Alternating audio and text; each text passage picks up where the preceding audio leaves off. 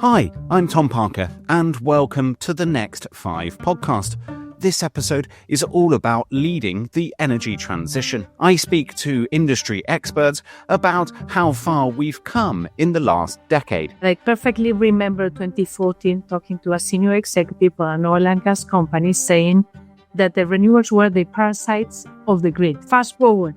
Is not the parasite, actually is the lifeblood of the economies. So China in 2023 essentially added 1% to its electrification rate from 2015 up to 2023, reaching this big figure of 32%. And that change in the last 10 years really puts into perspective how the US and the EU are kind of just lagging behind. They've pretty much been stalled at around 21 to 24% in terms of electrification. Some of the challenges still ahead. Rare earths are really well in control by China. I think the rest of the world is trying to catch up. They probably lost an opportunity in the past 10 years when they decided to rely much more on China. This is affecting much more not the energy transition, it's affecting much more the digital transformation. But in the last 3 years, there's been a lot of awareness about the geopolitical situation, and everybody, both Europe and US, are trying to become self-sufficient in rare earth. Today, there is $1 trillion that are spent in subsidizing fossil fuels. Actually, they are benefiting the richest people and not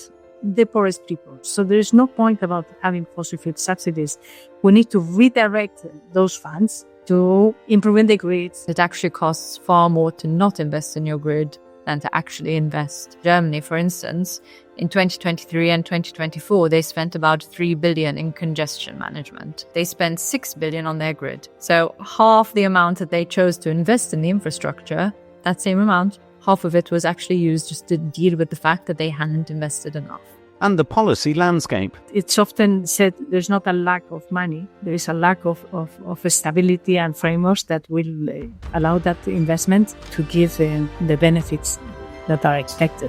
We were about to invest into a submarine plant to satisfy growing demand in the US. And all of a sudden, we shifted to a different plan because with the new administration, there was a clear, opposition to the wind development in the US. In the last couple of years, a huge political push behind hydrogen, despite this kind of political certainty that's being provided for investors in order to incentivize them.